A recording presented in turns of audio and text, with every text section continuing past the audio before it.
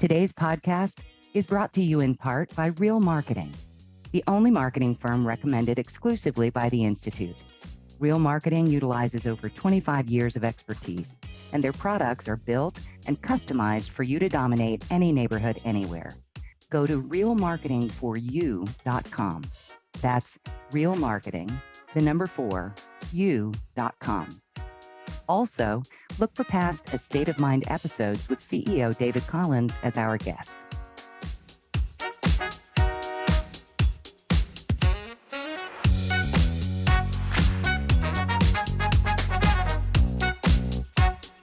Michael, welcome to the podcast. Hi, Tami. It's so nice to see you again. It is absolutely wonderful. So, tell us a little bit about yourself and your market area. So, just about myself, I was in a regional brand before we went to Sotheby's back in 2008-ish. Not the perfect time to do it, but I was with a regional brand. And back in 2004, went to a class and got my certification with the Institute. So it's been a long journey since then. But it's been a fun ride to specialize. Our market here, we are south of Seattle, so we're probably about 40 minutes south of Seattle.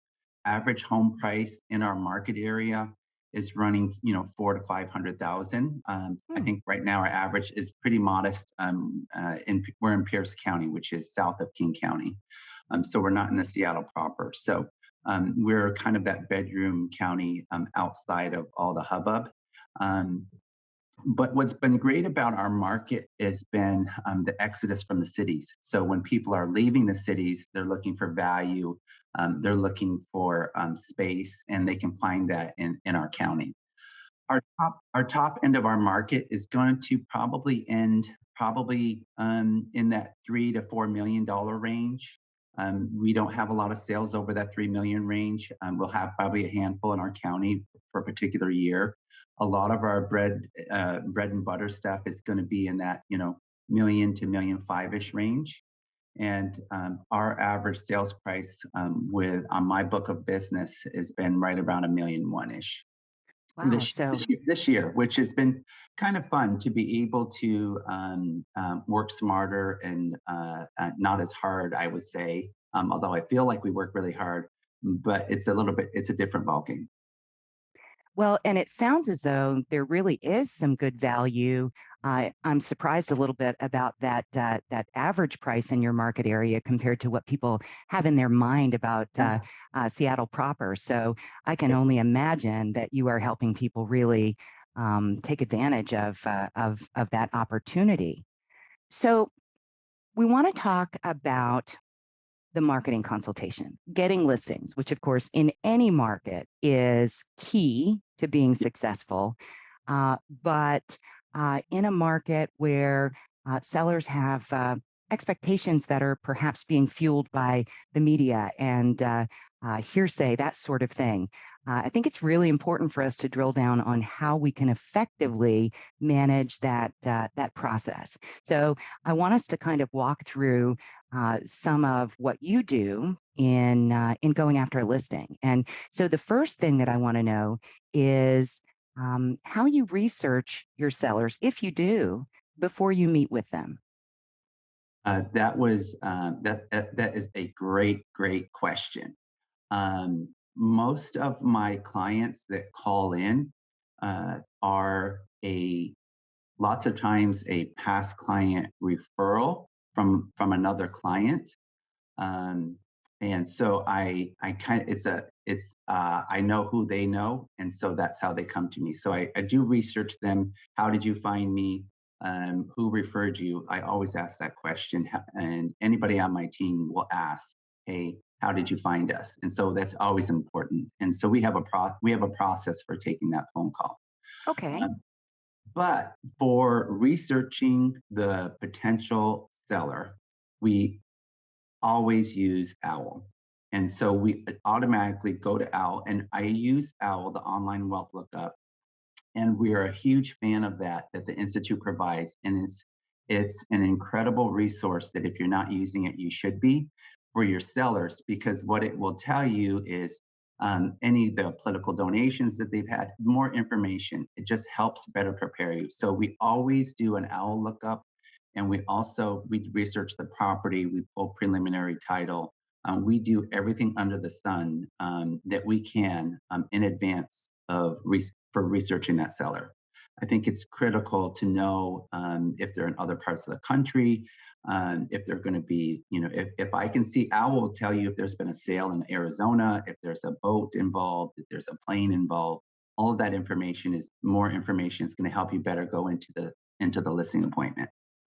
And since we're talking about OWL, I use that in our listing as a listing tool, and I will gauge whether or not hey, I know that you have a plane. How come you haven't talked about your plane? Though I will judge that in the appointment what I bring up and what I don't. And OWL allows you to vet your potential buyers. So it's also a listing tool. So it's a double-edged sword for me, or double-edged tool for me, for not only the sellers, but also buyers with OWL. Excellent. Well, I'm so glad that you're using that tool. For our listeners who may not be members of the Institute, I just want to make sure that you understand what we're talking about. The Online Wealth Lookup, or OWL, is a benefit of membership in the Institute, and it's a partnership with Wealth Engine that utilizes a database of more than 20 million wealthy individuals. And it does provide lots of information that is helpful. For those that may not have access to that tool, do you find that general Google search or any other tips for finding out more about people before you meet with them? Yeah, so exactly. So we do a Google search, we do OWL, Google. We will also pull up. We have CoreLogix in our market, and we can pull CoreLogix reports and things like that on the property itself. Some of our historic properties that we work on, we will get in touch with our local library historians, and we will pull, and we have a friend over there will get us images.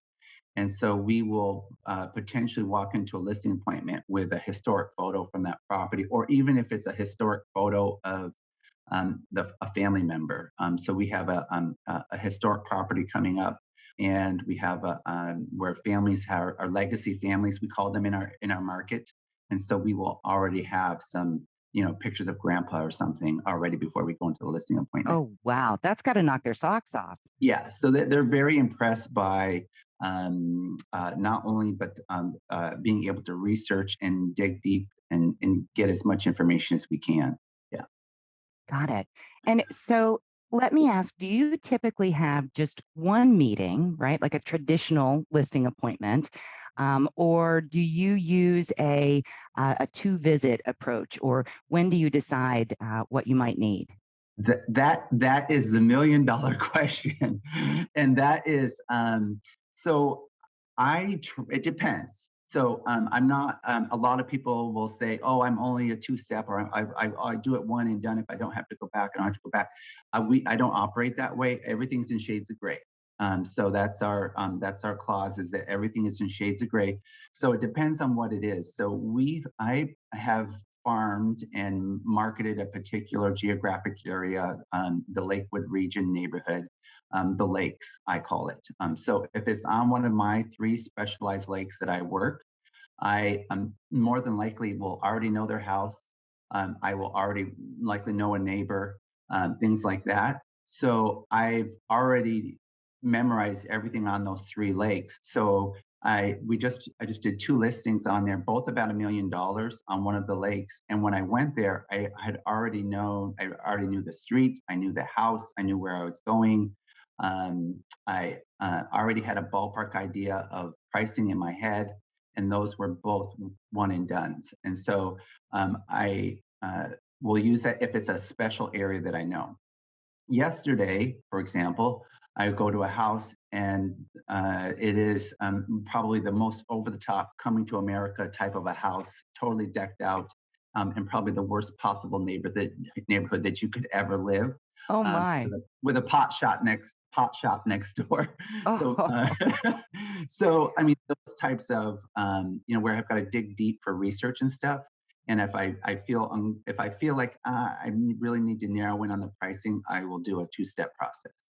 But if sure. in something that I've specialized in, I will be a one and done. That makes perfect sense to me. But if you're walking into something that's a little bit beyond your comfort zone, it is a good idea to consider that two-step process so that you're really providing good advice on pricing and positioning too, right? Because your marketing strategy is going to change based on a unique home like that. Right, right. And what we do too is I'm always prepared when I go into that appointment. I'm a little bit old school, a little bit new school. So I have all my paperwork can either be DocuSigned and or done in person. So I don't miss an opportunity to get a signature. So I always have that paperwork ready to go when I go into that appointment. I don't want to have to go back to the office and type up a listing agreement. Sure. If somebody says, "Where do I sign?" You want to be You ready have for that. right, Yeah, exactly. yeah, yeah. So a delicate balance between being jinxy Yeah, and being prepared. Now, totally. I'm glad that you brought up documents and that sort of thing because everyone is usually interested in best practices for pre-listing materials. So tell me what you use for pre-listing materials, and if you send it ahead of time, tell me about your process. So I feel like everything has changed, and that years ago, you have to remember too. I was in the business before email, so we had to collect email addresses. That was a challenge. Right. So being able to send everybody, we used to do the pretty box and drop it off at the front door, drive by the house, take a picture, make a flyer at Office Depot, that type of stuff. We did a lot of that over the years, and I feel like I've gone away from that, and I've gone away from a pre-listing drop-off and mailing packet materials in advance. If they're like me, I look at my clients. I don't check my mail. My wife checks the mail, and every so often, and then we divvy it up, and you take care of that, and you take care of that. So I always feel like that's my client too. They're so busy. What I do is I collect a email address right up front over the phone for both for any of the decision makers that are going to be selling the property. And that's also a critical question when that call comes in. It sure is. Yeah, but what we do is I send in advance as much as I can digitally. So they're going to get brand videos. They're going to get sample property websites. They're going to get sample listing brochures. Any marketing collateral pieces that I can send and not overwhelm them. I won't give my whole presentation, but I'll give about 75% of it. I always want to, the way I always taught is always leave them wanting some more. And so I'll leave some more stuff so that when I go into that meeting, so when I send that stuff in advance, I'll also send lots of times I will be sending a welcome video message. And so I'll say, I'm looking forward to seeing you guys tomorrow. I'll do a meeting confirmation in advance of that. I've compiled this stuff for you. Take a look at it.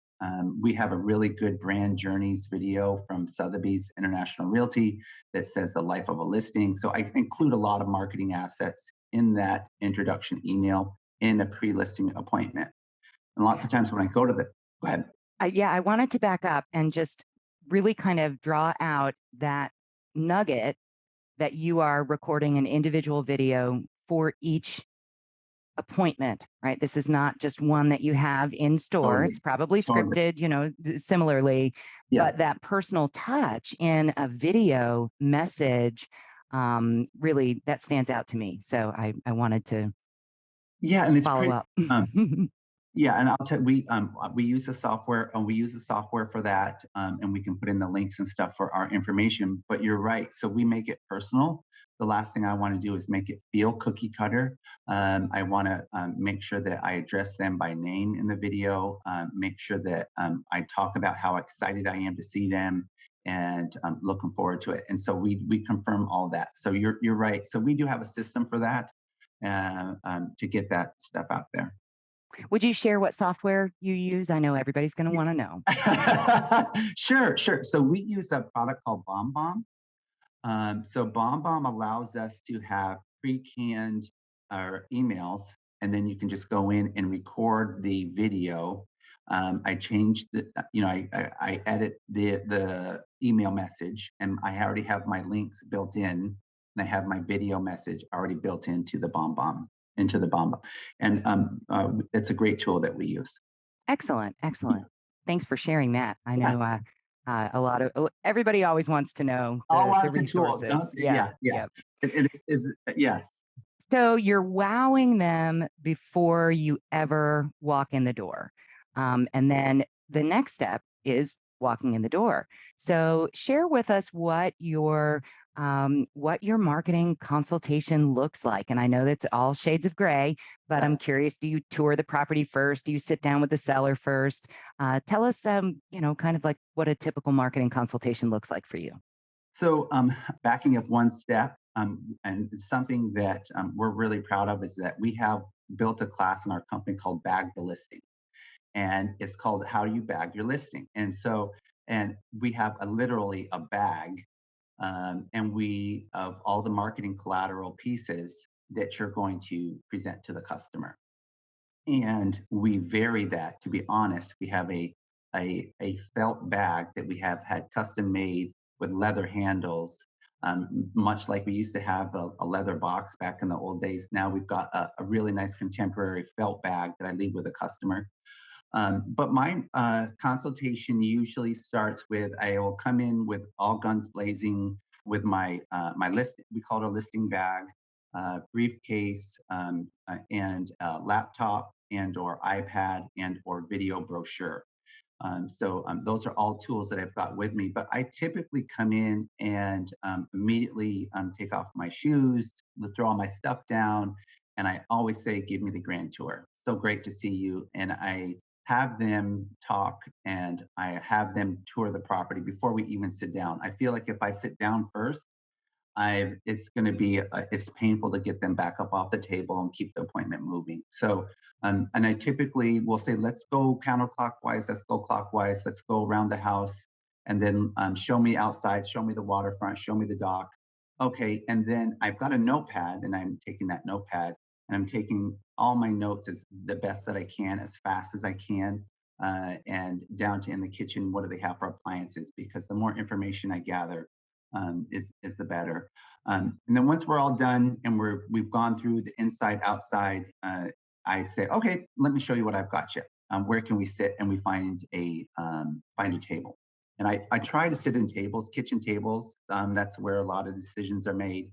And I try to get to the kitchen table, and I try to also be careful of where, if I've got a couple on where they sit, if they sit across from each other, I always try and get people to my left.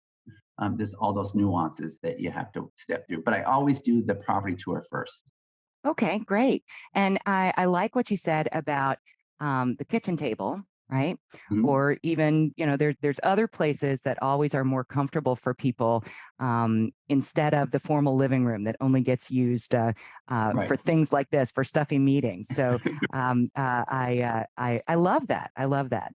And so, are you making note of, like what kind of countertops and any unique moldings, that sort of thing? Are you looking for those things on that tour? Yes, so I get them to talk as much about it, and I'll always say, who did your cabinets? What kind of wood is it? What's the story? Or if I see something that's unique and special, I'll say, what's the story behind that? Tell me more. Or why did you do that?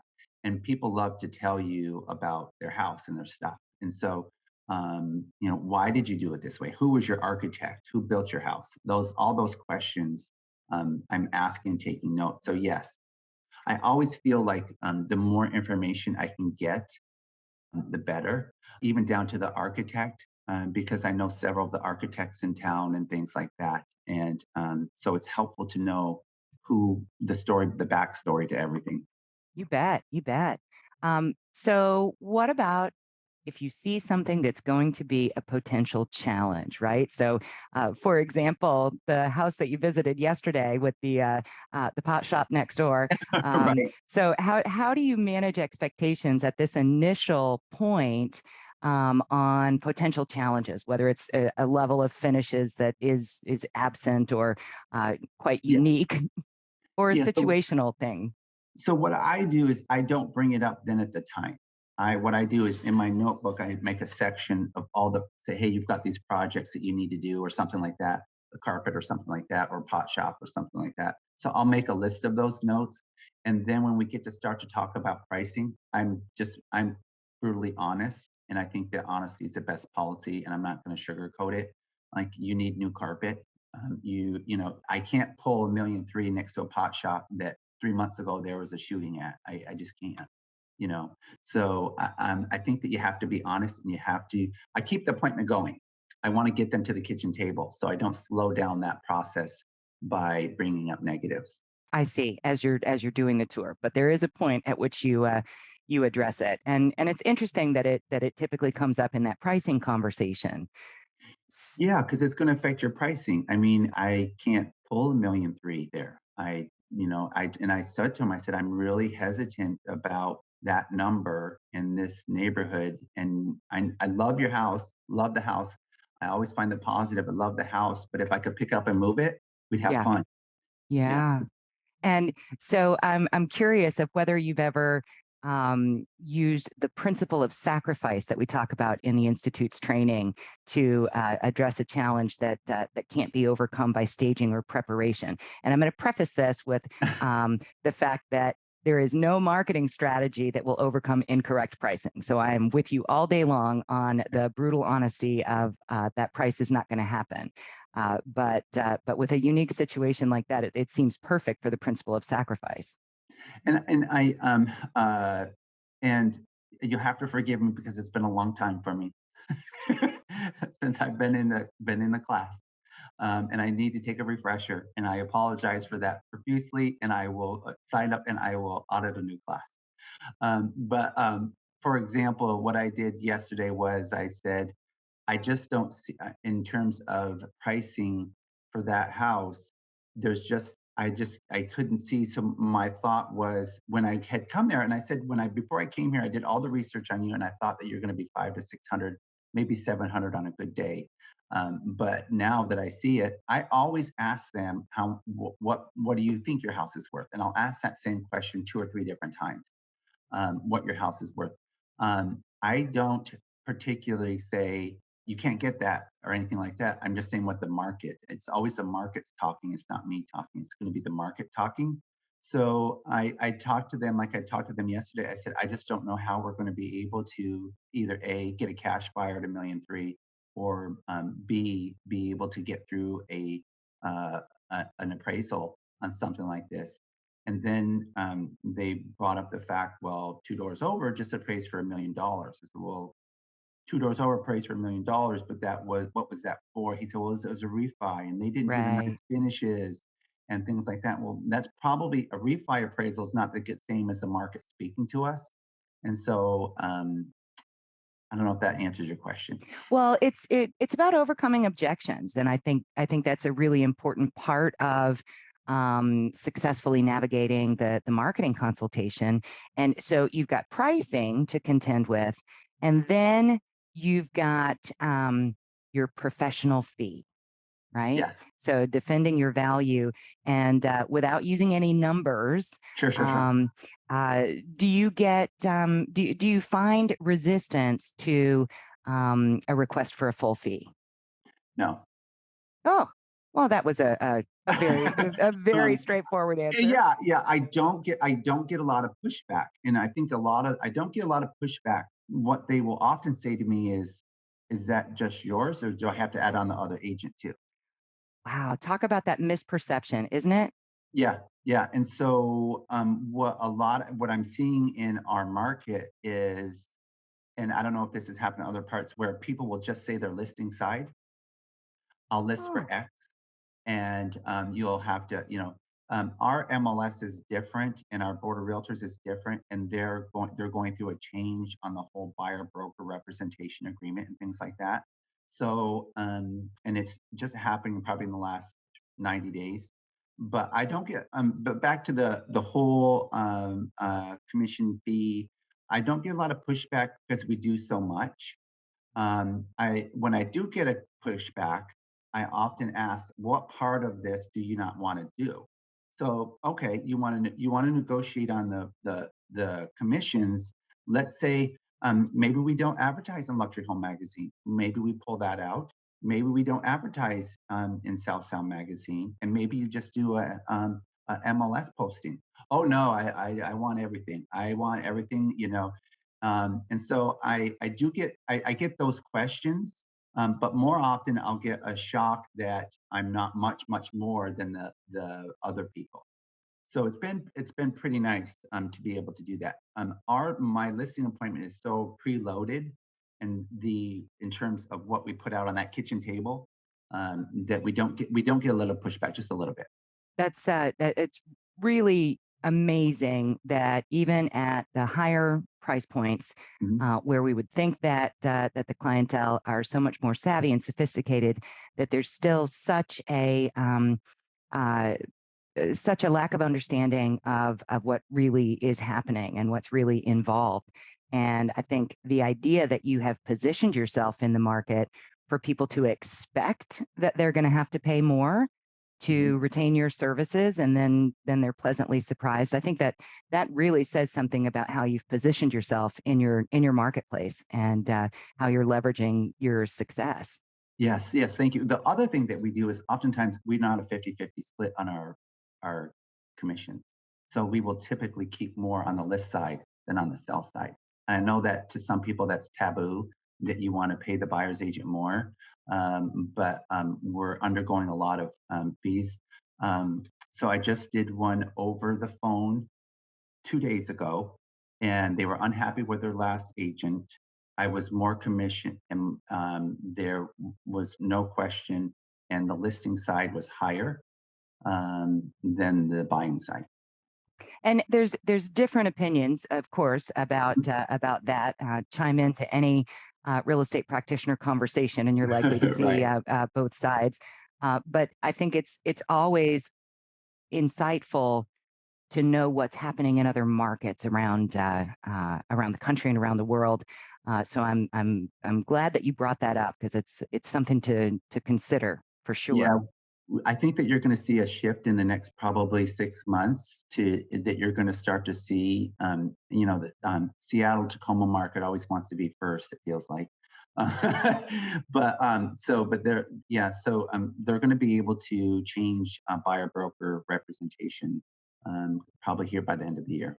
Yeah, we'll all need to pay attention to Yeah. what changes are ahead in general and in particular.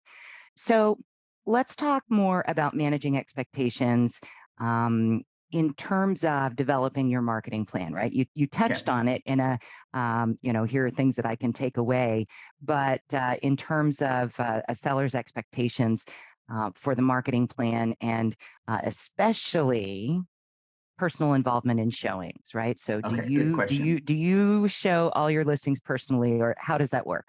Okay, that is a good question that always comes up, and I go back to a leaders in luxury in Santa Fe, and I was in Santa Fe, and I don't remember who it was, to be honest. Up on the stage, and they were talking about how they went on listing appointment. Seller says, "I'm going to call you every couple of days. I'm going to email you. I'm going to send you everything in PDF format." It was like, "I'm going to be there. I'm going to be your go-to person." Loses the listing. Calls the seller after. Said, "Hey, why did you go to so and so?" Seller says, "I don't want to hear from you that much. I'm too busy. I just call me when the house is sold and I'm done." And so my question is always to ask. So how do you want to handle it? And I was just on a one of the highest listings that I'll take this year is going to be $5 million. Hmm. So $5 million listing. and I'm competing, and I know kind of who I'm competing with, and the representative, it's not even the seller, it's the representative says, how are you going to show the property, and what are you going to be here for every showing? The house is vacant and everything. And I said, there's pros and cons to both, to Hmm. us being here and scheduling. And I mean, I've got properties that only want me there. They won't even take somebody on my team, or we use a lockbox. And I said, so, and she says, well, let me just stop you. So and so said that they have to be here for every showing. And I feel like she's just horning in on all the buyers and all the showings and stuff. So I just want a lockbox. I don't want you here. And I'm like, okay, we can handle that. So I try, it's again, shades of gray. So I let this customer kind of tell me what they want and what's important to you. And I'm like, why do you want me here? Well, it's because of this, this, and this, and this, or we just have one with 3 sheep at, and somebody left the gate open, but the sheep stayed in. So it's That's kind of good. stuff like that. So we have to be mindful of what's important to the customer. So I ask them, what's important to you? What do you prefer? And let me tell you why or not. I'm not set in stone Yeah. if we use a lockbox. So that $5 million listing is going to have a lockbox on the main home, and it's going to have a lockbox on one of the other houses on the property. And she's going to the representative works there. She's going to leave, and so that's going to work out great. And then we're going to give the option to the buyer's agents. Hey, do you want somebody there? And let you guys make the call. Now that's classy. Yeah, That's classy to yeah, ask the buyer's agent how they would yeah. prefer it. I How like you that. want to? Yeah, because you want to get the house sold. Yep. Yeah. So a little fun stuff. Okay, So do you have a favorite listing that you've ever marketed? I do. Tell us I about it. do. My most favorite listing was very understated, and it was on one of the lakes, and it was called Interlaken, and it was only 30 some hundred square feet, and it had a little quaint guest house, and it was small, it was manageable, it was 30 some hundred square feet, it was historic, it was tied back to Thea Foss, and she was a pioneer in our area, and I call it the Foss Bungalow. So before there was trains, she would take her horse and buggy out to this bungalow on one of the lakes and tie her horse up, and the trough was still there. Oh, So wow. yeah, it was historic. It wasn't over the top. It was comfortable, and I had sold that house 3 times, and I love that. and each one of the sellers has been sellers slash buyers has become. I mean, I could pick up the phone and talk to each one of them. Yeah, Oh, that's fantastic. And I've yeah, had properties like yeah. that I have touched a number of times, and they find a place in your heart, especially if they've got a good story. And I think So that comes out too, because sometimes I won't be the buyer's agent, and then that when that buyer buys, and then 5 years later they call and say, you were so enthusiastic and so wonderful to work with, and if there's anybody else I wouldn't use other than my buyer's agent, I'll use you. And so we do get a lot of that too. that's fantastic. So how about what is the craziest feature that you've ever seen in a luxury home? It's actually for one of my current listings that I've got now. Oh And boy. it is Merkaba. It is it's even south of here, so it's probably an hour and 15 out of Seattle. It's De Beers Diamonds Heiress Estate in Tenino. It has a bunker that is a 2 bedroom, 1 bath bunker, diesel generators, solar powered, underground, and you have to go through several vaults to get into the bunker. And I had a little bit of anxiety the first time I went in, like the ground's going to crash in on me. But there was escape tubes. So that one's probably people talk about bomb shelters, but it was an apartment. Wow. So you got a Yeah, whole apartment. you That have is a whole apartment definitely, underground. yeah. Yeah, Wow. yeah, But I love that it had escape tubes, right? Just in yeah, case you exactly, can't get back out the way you came in. I love exactly. that. So as we wrap up our time together, do you have any other words of advice or closing thoughts that you want to give to our audience, anyone who is really interested in focusing more on the luxury real estate market and gaining luxury listings? I think my thought for people, and the what I see a lot of downfall in a lot of brokers is they don't treat it as a business. Mm, You know, we have a saying that you have to dress up, get up, and show up. And when you're in your pajamas at 10 o'clock running errands, it's not, you know what I mean? You got to dress up and be part of the game. And so, so treating it as a business and dressing up and showing up, I think are really important. And then treating it as a business and leaving people better than the way you found them is always a good policy that we operate on. We have a no drama rule, so we can't have any dramas at our properties. And always leaving people better than the way you found them, and specializing too. That's what I did early on in the game. Was I specialized? I previewed. That's what was taught to me. That you memorize the properties on those lakes and be able to speak to them. So treating it as a true business, I think, is the best thing that someone can do today. that's fantastic, and such great advice all the way around. And so I'm so thrilled that you took the time to chat with me and share your experience with our audience. And thank you so much, Michael.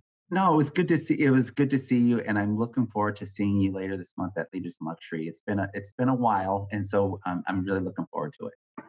Outstanding. Yeah. Thank you so much for joining us on this episode of A State of Mind, the Art of Selling Luxury Real Estate. If you're interested in learning more about the Institute, you can find more at luxuryhomemarketing.com. If you like what you just heard, please share with a friend and don't forget to subscribe, rate, and review this podcast.